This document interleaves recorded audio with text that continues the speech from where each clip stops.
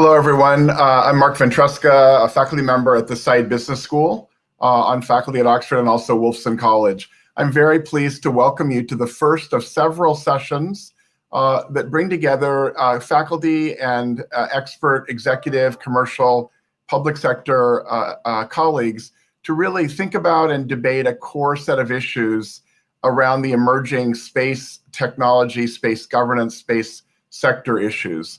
We're very happy to start today with a session on space technologies and governance, and I'll be introducing the lead faculty for that in just a moment.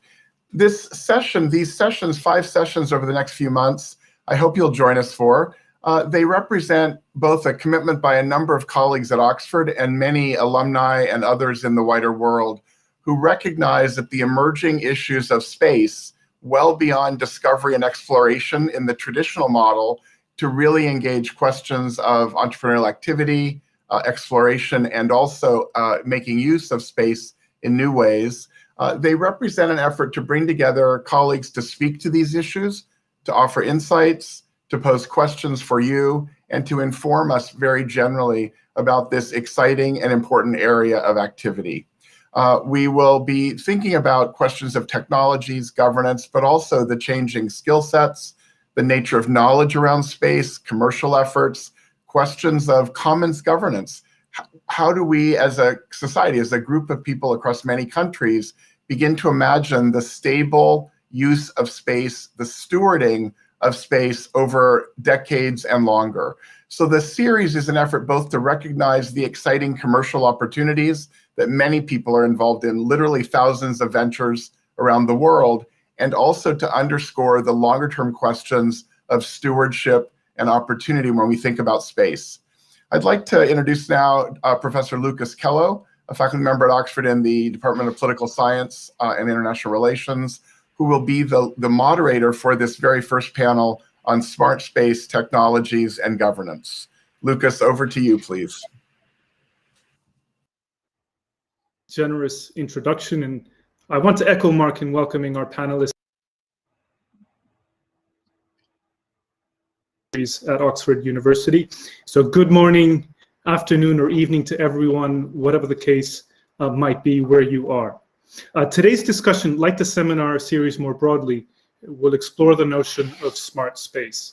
This is a notion which we are developing in Oxford and which addresses the dichotomy between so-called old space, which is represented by government agencies and actors, and new space, denoting the growing and diverse universe of private sector players.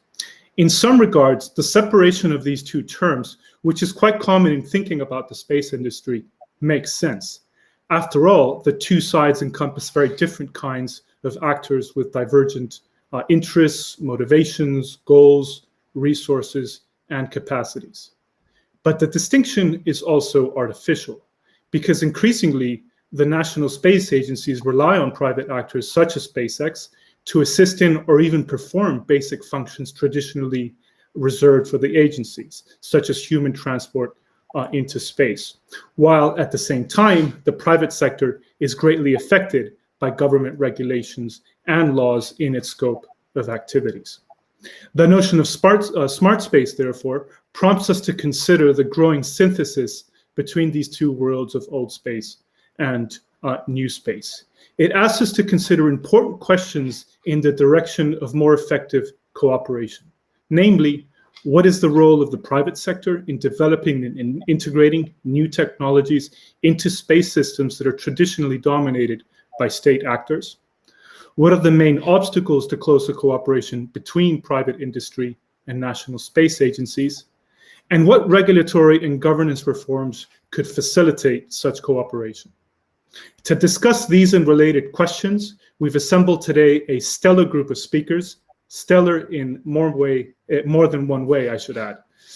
We have with us today Sumara Thompson-King, who was selected as the General Counsel at NASA in June 2014. She serves as the Chief Legal Officer for the agency and oversees its team of attorneys responsible for all aspects of NASA's legal affairs around the world.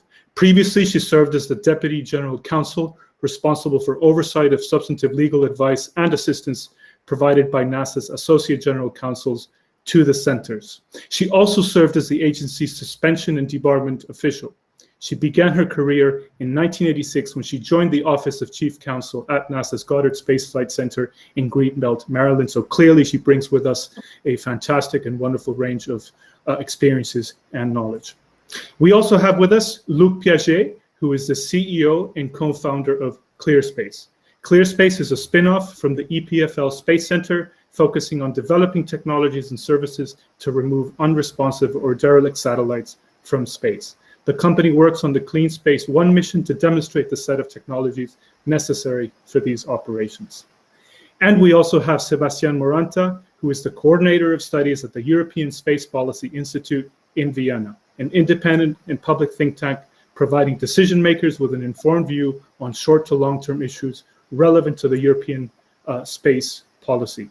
And prior to supervising the research activities of the Institute, he was a senior associate at PricewaterhouseCoopers Advisory, where he managed multiple studies for the European Commission. So before turning to the speakers, I want to say a brief procedural word. Each panelist will deliver comments in 2 rounds. Round 1 will address general problems and issues involving smart space. And in round 2, I've asked the speakers to provide more specific examples of problems or successes in overcoming them. After the 2 rounds of comments, we will open the discussion for participation by the audience via the various social media channels that are available to you. Time is short, so let me now turn, please, to Sumara. Sumara, take it away. Thank you. Good morning, and I welcome this great opportunity. I have to start off reminding folks how NASA got started. We started with the passage of the Space Act in 1958. And as Lucas has commented, that was the establishment of a government agency to direct space exploration. It took some time for that statute to be amended, and that's authorizing us to conduct peaceful space activities that would include commercial activities. And the specific language that was added to the Space Act of 1958 says this: NASA is now required to seek and encourage, to the maximum extent possible, the fullest commercial use of space. So we were given clear direction, clear authority to support commercial space, but it's taken us some time to figure out exactly how to do that and how to work with the commercial sector. So one of the things that we are thinking about and discussing in our agency is the Outer Space Treaty, and more specifically, Section 6 of the Outer Space Treaty. That particular treaty notes that activities of non-government entities in outer space shall require authorization and continuing supervision by the state concerned. Now, you know, as the lawyer in me, what does all of that mean? And we parse every word. What is authorization? What is continuing supervision by the state? And in the United States, we are looking at, and we have had discussions, there have been directions given by different administrations about how we accomplish this. We are still having those conversations, but what the private sector has communicated to us is they would like to have certainty so that they can, to the fullest extent possible, develop viable, sustainable commercial programs. So this is something that's a challenge for us within the United States to figure out which agency, which entity is going to be responsible for the authorization and continuing supervision.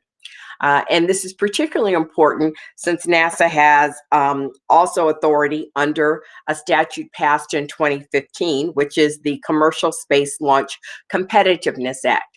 Many of you have probably heard about that because it allows non-US entities to engage in commercial, both exploration and exploitation of space resources. Now that caused, in some cases, a little bit of concern because they wondered if that was people have wondered if that was in conflict with the outer space treaty language. And very clearly, the statute says that we are not going to violate the outer space treaty.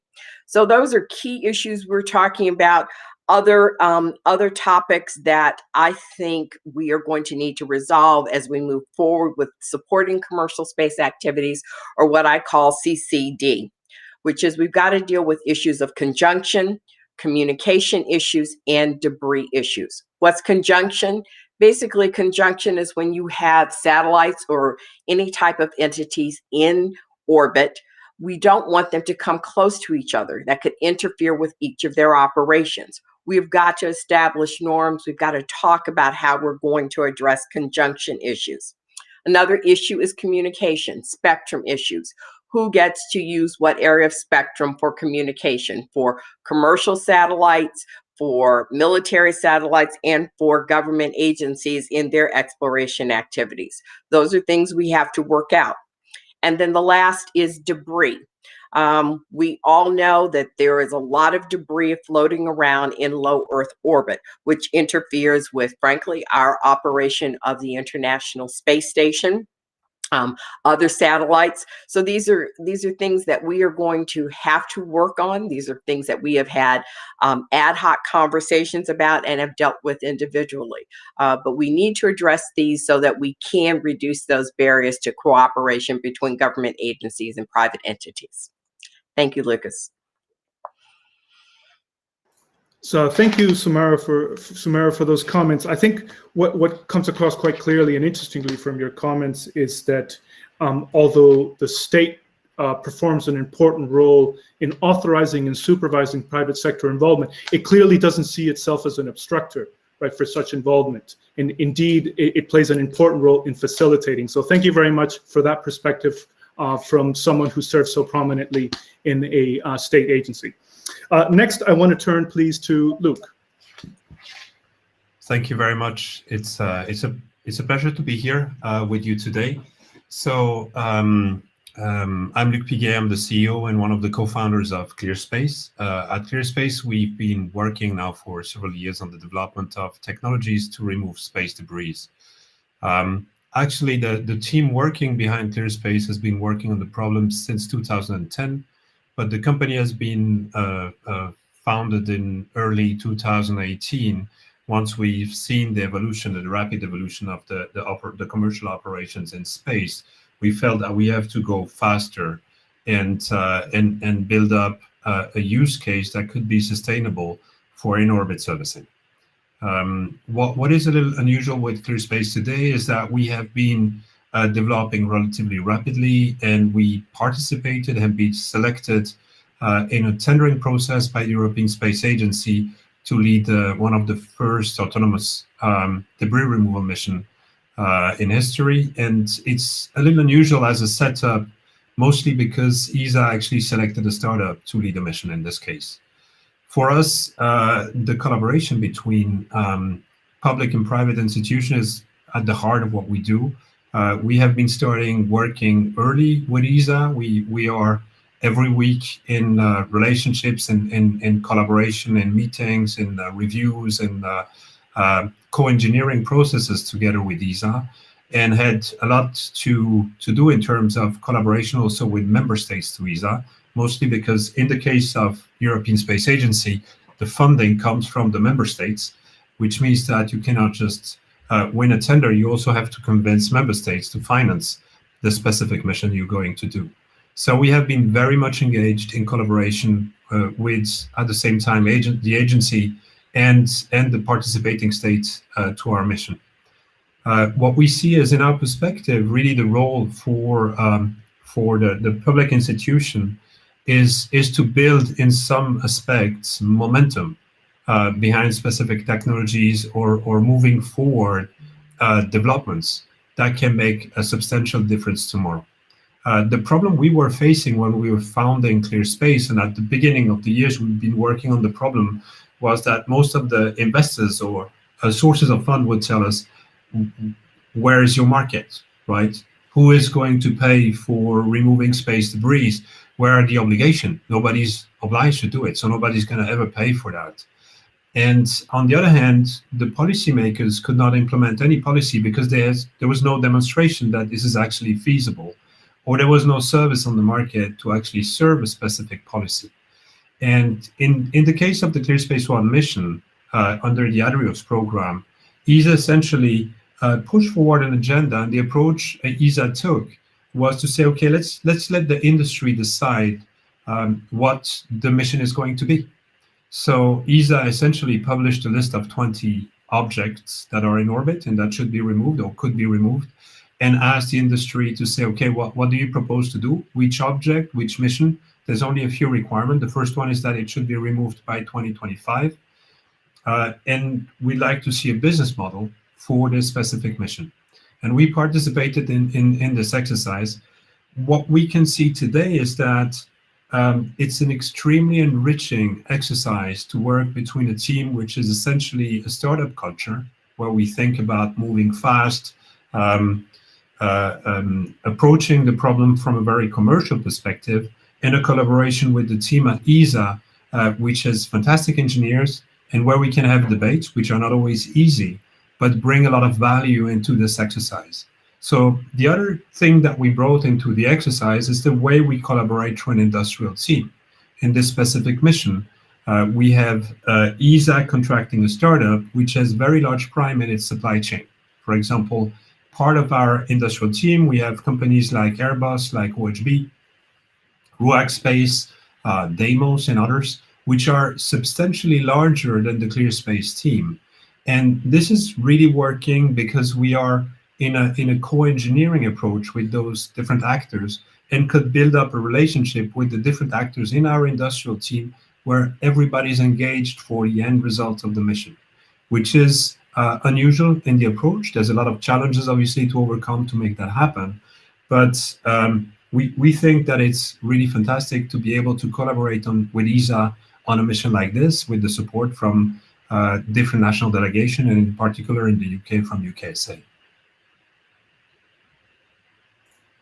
So thank you, Luc, for those comments from someone who is working in a private sector capacity closely with government agencies in a role that I think quite fascinating, involves market formation. In other words, involvement in an industry for which there might not even really be clear business yet. And so it's interesting to be interested to hear your more specific comments about your experience in the next round.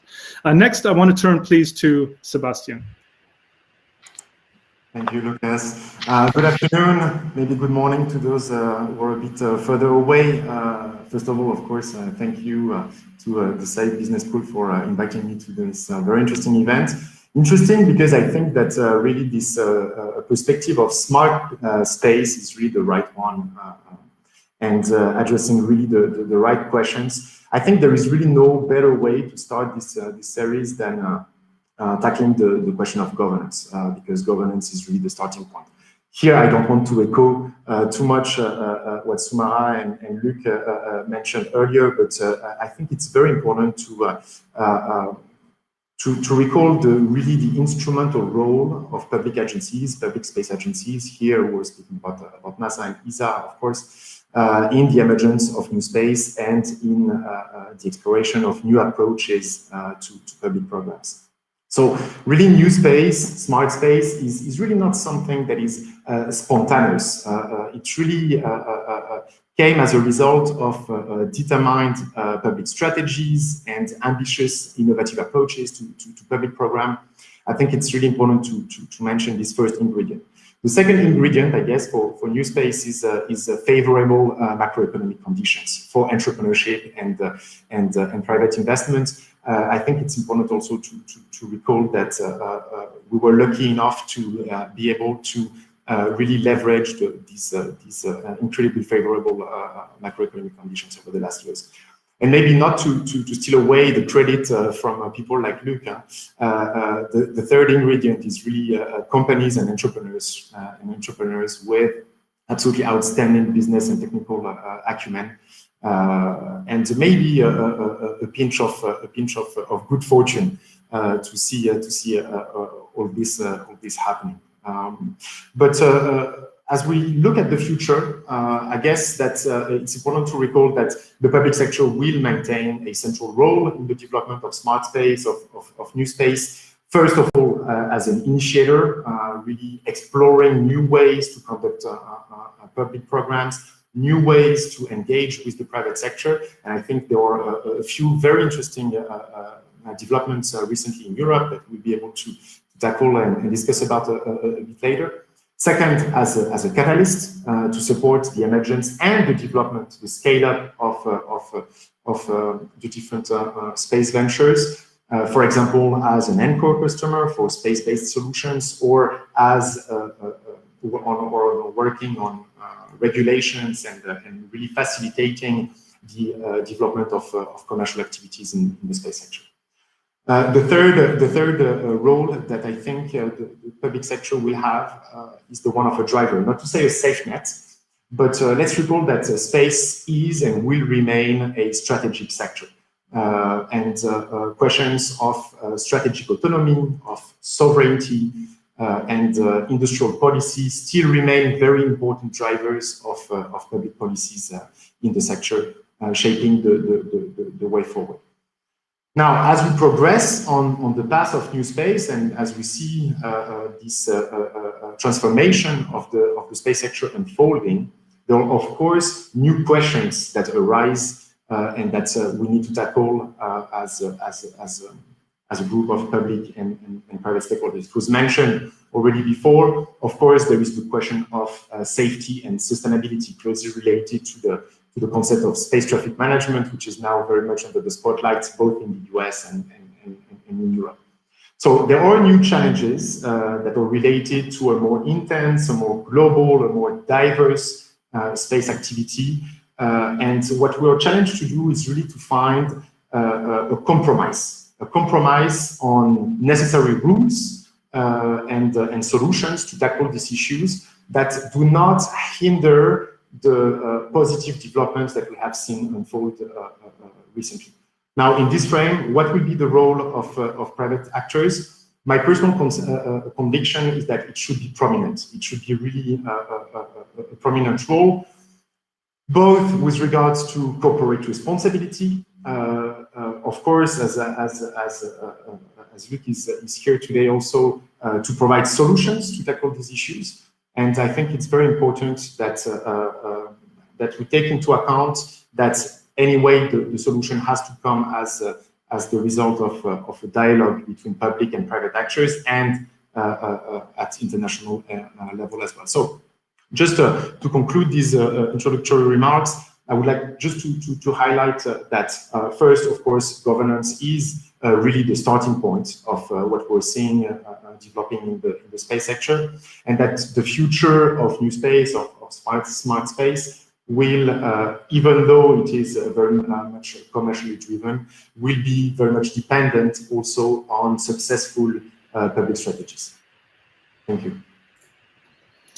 Thank you, Luc, for emphasizing that despite the growing role of companies and entrepreneurs, the public sector will indeed maintain its crucial role in supporting, shaping, and catalyzing space ventures. And I think there's great prudence in what you were saying, in that it has to be a starting assumption of smart space that these government agencies aren't going to disappear. And of course, we don't imply that it will disappear. So then again, the emphasis being on how to facilitate that cooperation between the two sides. So thank you to our three speakers for this first round of comments, and we will now turn to the second round of comments, which will be more specific and empirically grounded. Turning first again to Sumara. So how do we facilitate this collaboration? And NASA started this back in 2004, and I happen to be one of the attorneys who worked with the engineers and others at NASA as we planned the Commercial Orbital Transportation Services Initiative. Now, what was that? Well, you will recall that the Space Shuttle program ended. We had to find a more cost-effective way of transporting astronauts and cargo from Earth to the International Space Station. So once the shuttle program ended, we were relying on the Russian vehicles to for Transportation Services.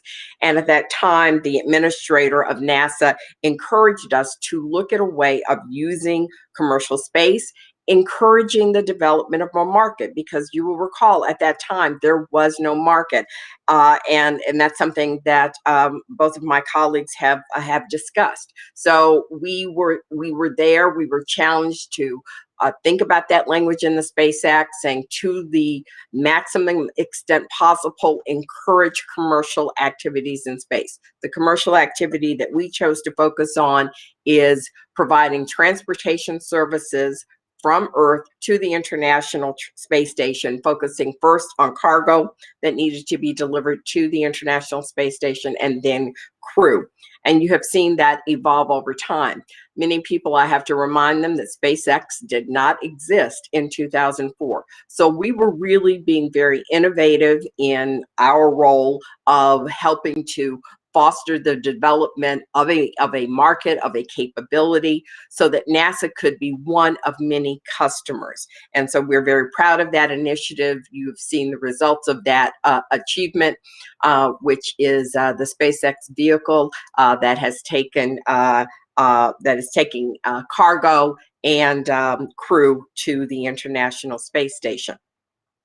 Another thing that following that, what we've been really working on is establishing partnerships offices, because everything we do in the government can't be done just by our agency. We want partnerships with the private sector. So over the years, we have developed what we call partnerships opportunities, and at various NASA locations across the country, we have partnership offices. And the goal of these offices is to facilitate collaboration, look for ways of bringing together the private sector in partnership with NASA as we bring different capabilities, different resources to address particular issues, developing technology that we need for our space exploration, particularly as we're getting ready to return to the moon and then go on to Mars as part of our Artemis program.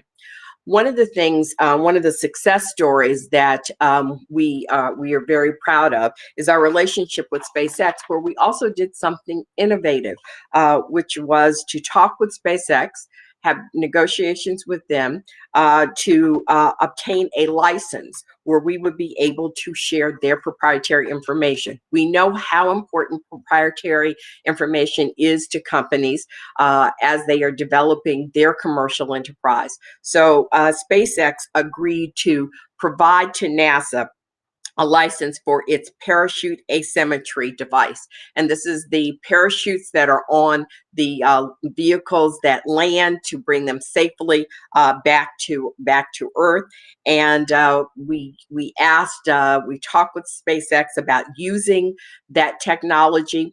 And the significant part of that conversation was not just for NASA to use that technology and be able to share that proprietary information within the agency, but to be able to enter into sub-licenses and give that technology to other contractors to use. And as a matter of fact, we recently entered into an agreement with Blue Origin so that they are able to use SpaceX technology. That required a great deal of cooperation, a great deal of coordination, but those are the type of partnerships and forward-thinking activities that we're engaged in to support commercial activities.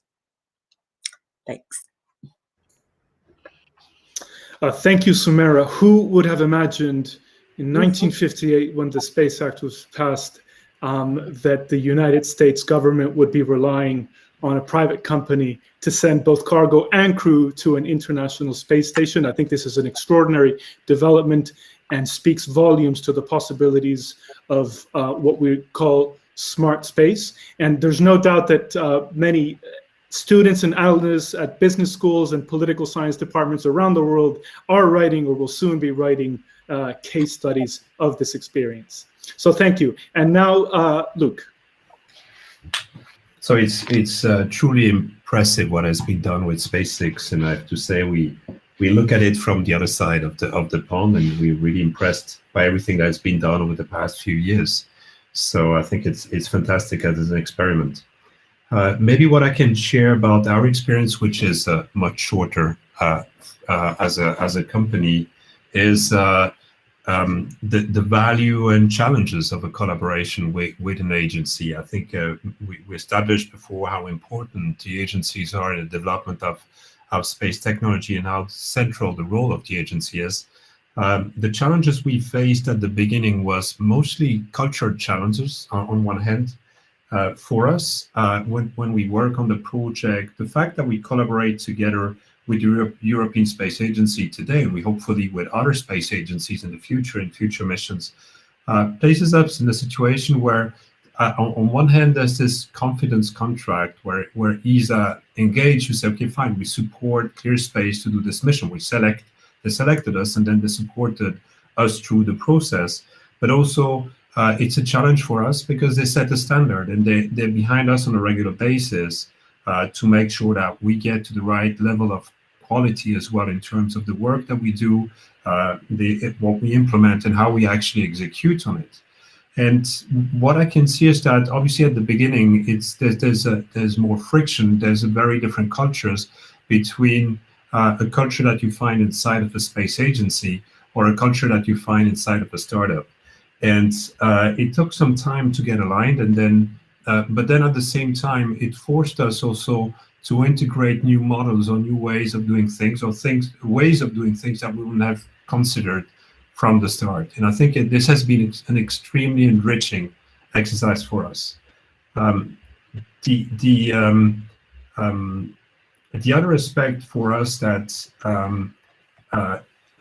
is interesting in this collaboration is that the agency typically has standard ways of doing mission, and the startup has a completely blank sheet of paper at the very beginning, where we can essentially write whatever we think is right and introduce experience or methods or new ways of doing things that would be much more difficult to put in place into larger organization where everything is already structured, where all the processes are already in place, which gives us a lot of freedom to rethink some of the dimensions of the mission, the way we're going to do, to try to correspond to the standards that have to be achieved, but then still think, is there a way to do that could be cheaper, more effective, faster, or that can bring us to the same results with essentially a lower cost of execution. So for us, this is really a few of the experiences we had so far. Talking about success story on our end is a little early. I mean, we still have to fly our mission. We went through a lot of different phases and milestones with European space agencies from the moment we started writing proposals to now, where we essentially had to go through a first phase of the project, sign the main contract, and then go through the different reviews and milestones. But there's still a long way to go. We are at the beginning of our adventure in this exercise, but we're very hopeful of how this is going to evolve over the coming years.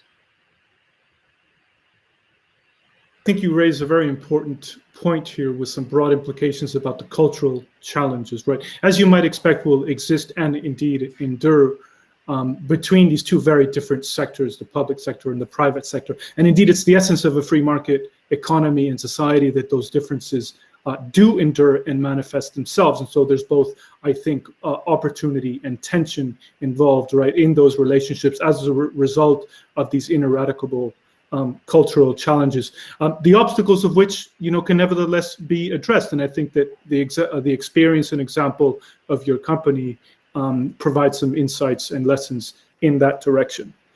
Next, and finally, please, I would like to turn to Sebastian. Thank you, Lucas. Just so to follow up on what Luc mentioned and to address two other recent developments in Europe that I think are very interesting as the case of Clearspace is there were two major developments very recently. So it is the same situation. We are very early in the developments, but I think they will bring very interesting lessons on the way forward in this smart space. The first one is the acquisition of OneWeb by the UK government in partnership with Party Global. And the second one is the EU project announced, to be confirmed, of course, of a multi-orbit connectivity system to provide both secure telecommunication services as well as to bridge the digital divide in Europe and provides telecommunication services to all EU citizens. Of course, these two developments happen in very different contexts and have very different objectives. However, I think there are interesting commonalities that we can see. The first one is that strategic autonomy and sovereignty are important motivations for these two projects. And both projects have very important space industrial policy implications. And the second very interesting commonality is the fact that to be successful, these two projects will need to build on a close partnership between public and private sectors. There is, I believe, a strong financial incentives. I think this is something that is important to recall. I believe that it was also a motivation for the COT program of NASA to find new ways to be more cost effective. So there is a strong financial incentive because space programs are very much resource intensive, and it is sometimes difficult for both parties, either public or private sector, to justify alone the full investment. And there is, of course, an interest, shared interest in sharing costs and sharing risk to the best part. There is obviously also a strategic driver, and here I'm going to share a personal thought on why we're seeing these developments related to mega constellation in Europe. I think there was really a change of paradigm in the perception of risk. These mega constellation projects or clearly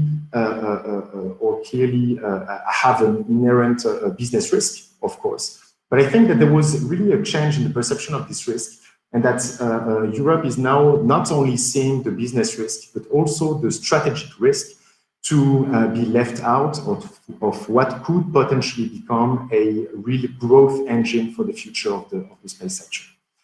Now, to be successful, because it's not a given, the main challenge, and here to echo the topic of today's session, is really to find a smart governance for both endeavors. It's not always easy to find complementarity and alignment between public and commercial objectives, and this is something that will be a hard nut to crack.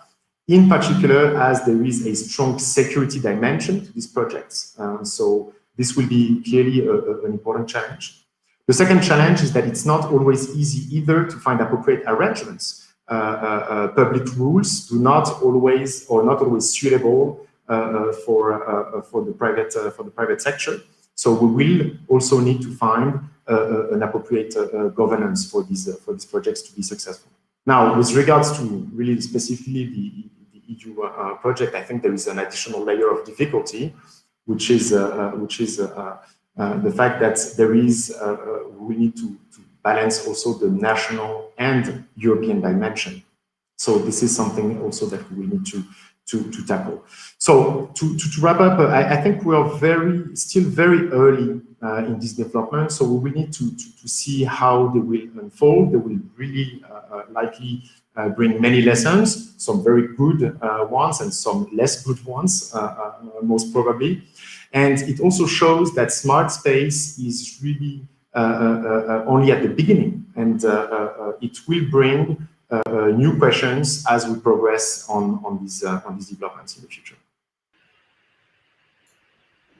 Thank you, Sebastian. I think what comes out quite clearly from your comments is the need in pursuing smart space objectives and frameworks to align, and where tensions exist, reconcile the financial incentives pursued by private sector actors, and then the strategic drivers which matter so much to the governments involved. And I think you rightly pointed out the notion of strategic autonomy, which has been gaining adherence throughout much of the European Commission and in many of the member states. And I think point again for the necessity of such a smooth and perhaps to an extent managed synthesis, right? And which I think speaks to the underlying complexities of this notion of a smart space, because you're not dealing only with the interests and the motivations of one sector or the other. You're actually dealing with some sort of a fusion between them, which again invokes sorts of cultural challenges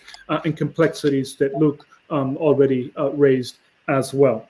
So thank you very much to our panelists for those prepared 2 rounds of comments. And so in the time that remains, I'd like to open the discussion to our audience.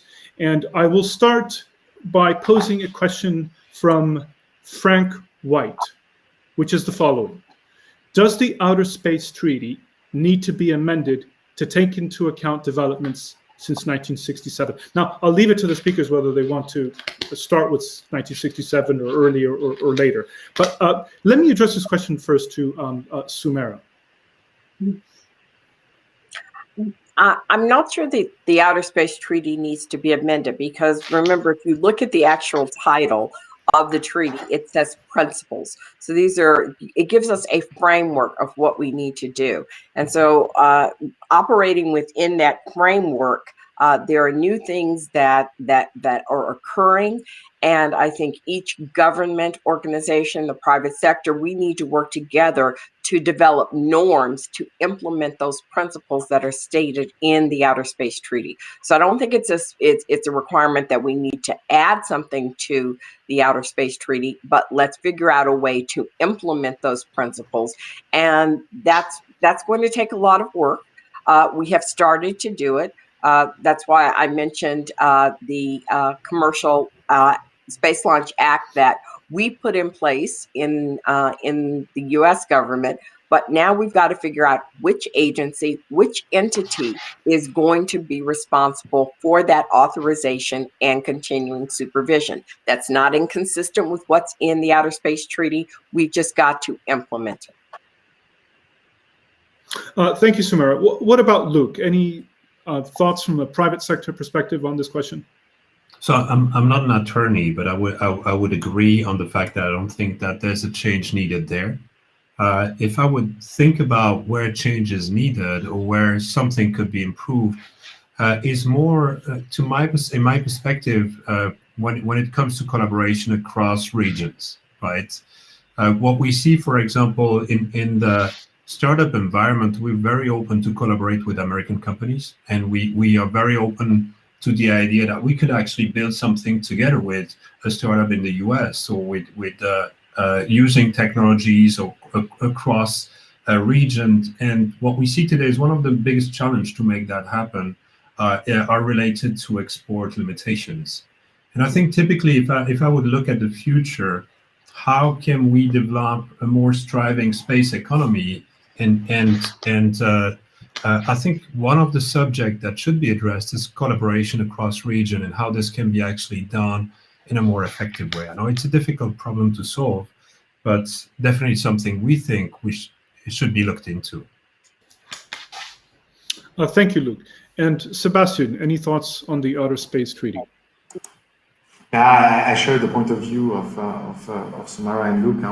I don't think that the Outer Space Treaty really hinders any development that we are seeing unfolding at the moment. I would also be very careful about reopening some kind of Pandora box and not really imagining what could come out of it if we were to revise these treaties. So I think this is something we need to really consider as a foundation. Now, it does not prevent the fact that there are new topics emerging that are only partially from a very high level touched upon by the treaties, and where we could need further details and guidelines on the way forward at international level. Of course, the topic of space safety and sustainability is one where there is really an indivisible responsibility between the different actors. And I really strongly believe that we will not come up with a fully effective solution if we do not also build on international agreements on the way we should behave in space. So I'm not an attorney or a legal scholar either, but I am a scholar of international relations. And I know from experiences in other domains, and also in this one, the difficulties that are unavoidably invoked when you are dealing with an intergovernmental treaty structure that involves, in this case, more than 100 signatories. And so by opening up that treaty framework for redesign and redevelopment, you are necessarily invoking some potentially pronounced differences of view and interest across, especially some of the large players, governmental players in the international system. And I think one has to be mindful of those difficulties in any consideration of treaty reform in this or in other areas. And next, I want to pose the question that is sent to us by Shihant Morris, which is the following. Do commercial space activities not open up space to exploitation at scale like here on Earth? So I interpret that question to mean, are we not inviting problems of sustainability by commercializing the industry? Luc, let's turn the question to you first, because I know you work in the area of sustainability and space debris. Well, our perspective is relatively simple. We think that whatever progress is made is really achieved only if we can make it sustainable, right? This means that the progress, what we're doing in terms of commercial exploitation of space is a good thing. I mean, if we can bring internet across all the regions of the world, provide coverage or access to education to many regions which are today underserved, even in developed countries, this is a fantastic progress. Now, in anything we do, we should think through how do we make it sustainable. And generally, the technologies we develop that we put into the market, we just reap the first benefit, but don't think how do we close the loop and reestablish the balance. It's not really a progress, because at some point we'll have to move backwards. And the challenge is not so much the progress itself. I think the challenge is that often the progress is not thought far enough, thinking, okay, how do we build a progress that lasts for 50, for 100, for 200, for 1,000 years? How do we do that? And I think this is really the question that has to be answered here. Thank you. What about the perspective of Sumara on this question, please? So I was thinking about the word exploitation when we think of commercial activities, engagement of those commercial activities. And it's something NASA has thought about it. We've been very careful with the statutes that I've mentioned that have been passed, is that we want to encourage commercial activities. We see the benefit of having technology advance. It's a benefit to businesses, it's a benefit to human beings. That's not necessarily exploitation. It is using those resources, it's sharing what we've learned, and we have to think about how we're going to do that to make that access available to a broader group. Now, we've talked about whether we should amend the Outer Space Treaty. We recognize that when that treaty was initially signed, there were countries, organizations that didn't exist, that now exist. We have emerging capabilities. So as we think about how we are going to engage in commercial activities and create sustainable programs, like Luc mentioned, we have to think about how we be more inclusive and bring others in. That's not exploitation. I look at that as being inclusive. How are we collaborating so we can further technology, further businesses, further commercial enterprise for the benefit of humankind here on Earth? Thank you, Sumara. And what about Sebastian? Is there a European perspective on this question of exploitation and sustainability of space? Yes, of course, it's an issue for all spacefaring nations. So I agree with what was said before. It's not a bad thing to see the intensification, globalization, diversification of space activities. This is something we need really to embrace. Now, of course, just like any other economic sector, there is the question of sustainability. When it comes to space, there is an additional layer, which is that the question of sustainability actually brings concrete safety issues in orbit that we need to be careful about. Now, I think that Europe has been in this field really an important actor and is ready to play an active role in supporting the emergence of principles on behavior in space, and I'm quite sure that we will see this topic tackled further in the coming years, with Europe playing an active role in it. That's clear. Now, as I was mentioning, I think something we need to be careful about is that we need to really take into account this compromise. That it's not only about public actors and about countries and governments in space. It's also about commercial actors and the private sector. And we need to really find a balance between safety, sustainability, which is something that should be promoted and should be safeguarded, but also commercial development. So we need to really bring all actors on board. I think this is really a topic that has to be where everyone should be given a voice on. Thank you, Sebastian, for those comments. Now, for what will likely be the last question, I want to fuse two of the questions that I see posted here. One is from Eurisa Matos Soto, which who asks about are there ecosystems internationally that are better suited for space-focused startups, which also I think blends nicely into the question posed by Charles Pereira about what sorts of challenges policymakers face during the implementation of new regulations to support space startups. So then both the challenges to the activities and aspirations of space startups, but also the possible solutions that agencies and regulations can provide in face of those challenges. Luc, why don't we start with you? Because after all, you are representing a successful startup.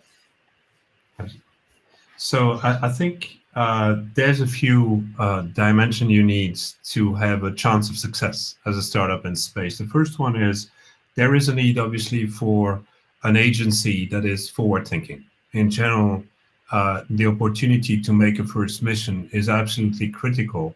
And very often, the collaboration, that's our perspective, the collaboration with an agency makes a huge difference because it makes it possible to test your technology in orbit. I can take an example, for example, of a startup like Orbit Fab in the US that could test its refueling mechanism on ISS. And having those kind of programs would give the possibility to actually bring you to TRL9, to the capacity to actually fly your system in orbit and demonstrate it in orbit is critical. The other dimension is obviously having funds and investors that are ready to invest into startups. And in that sense, the US is better served than Europe today. I think there's a change. We're catching up in Europe, and I hope we will continue to do so. So in that sense, there's a higher probability to find investors supporting a space startup in the US. And then for the talent, today everything is very international. I mean, in our case, we had to find our talents where they were. So we're lucky because we have a very attractive mission. And it's also a noble cause, which means in general, engineers like to contribute to something like this, which makes it possible when we had to scout people everywhere. So we started in Europe with Germany, and we went to the US, we went everywhere, and just found the talents we needed wherever they were. And sometimes you end up having people in different regions, and that's the case for us. We have a big bulk of our talents that are right now in Switzerland, but we have people in Germany, in France, in the UK, which will, depending on the needs and the growth and what we have to do, will grow. In the US, we have also talents. So you really have to go get them wherever they are. And today with the means we have to communicate it anyway, everybody's working from home mostly over the past year. It's made really easy. And actually, we went last year from 7 employees in the company to 35 at the end of the year completely doing all our interview over Microsoft Teams and Zoom. And many of our employees we didn't see before their first day. And even a few months after that first day, we didn't see them. So sometimes you suddenly meet one of the guys you've been working with for 3 months in the office, and you look at them and say, you're tall, right? You never realized, because on video conf, you just never see them.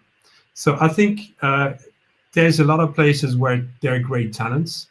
And I mean, you should not limit where you go look for them.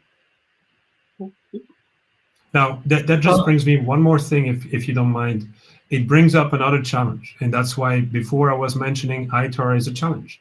Because having talent in the US, when you develop something that has, what we want to do is not European, we want to do something global. We want to address a global problem.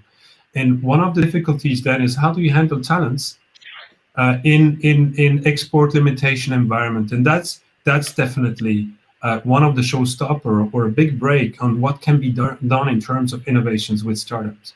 Because we're all about collaborations, right? But then the question is, what can you do? What can't you do? Where are the limitations?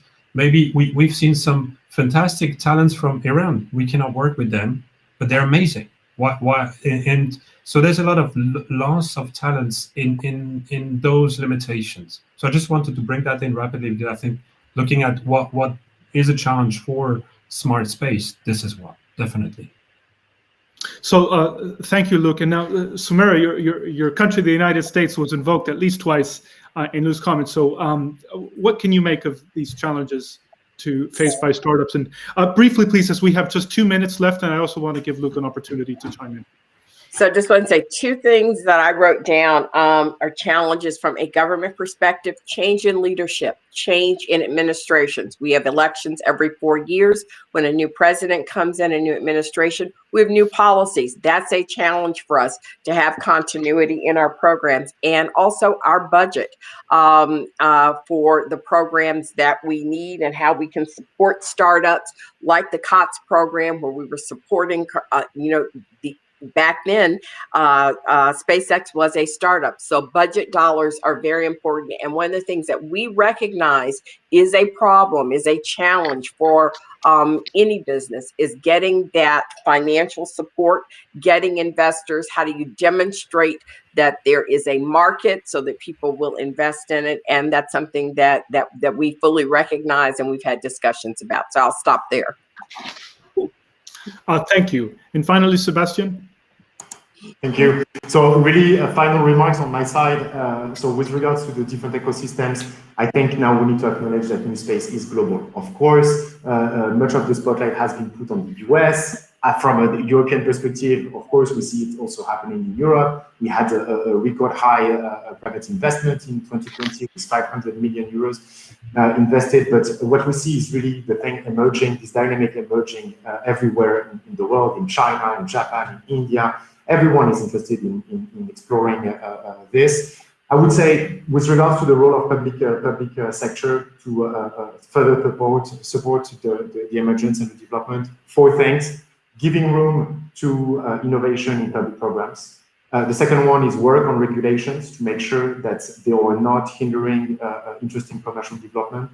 The fourth one is support to access to finance, and here there is a major role to be played by the public sector.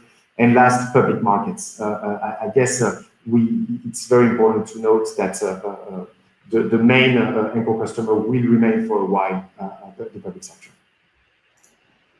Thank you, Sebastian. Now, this brings us to the very end of our time. Let me just say, by way of closing very briefly, that it's clear from our discussion today that smart space entails both challenges and tensions, and also opportunities. Tensions because, as I know very well as an international relations scholar, governments relinquish their competencies only very reluctantly. And reluctantly, not just in face of other potentially competing state actors, but also and perhaps especially in relation to private sector actors whose motives and aims may not be perfectly or neatly aligned with those of the government players. Opportunities, though, at the same time, precisely because of the growing need for an effective and appropriate synthesis of the actors and capacities within both old space and new space. And so clearly, smart space is a realm of activity that is promising, it's challenging, it's global, as Sebastian mentioned, and also necessarily, given our times, it's also virtual. So I want to thank all of our three panelists, Sumara, Luc, and Sebastian, for joining us today, sharing your thoughts, your knowledge, your experiences. And also I want to thank everyone who has joined us from various parts, I know, of the world in what has been this inaugural session of the Smart Space seminar series here at Oxford. We look forward to welcoming you again to what no doubt will be a continuation of stimulating discussions in this sector. Thank you very much.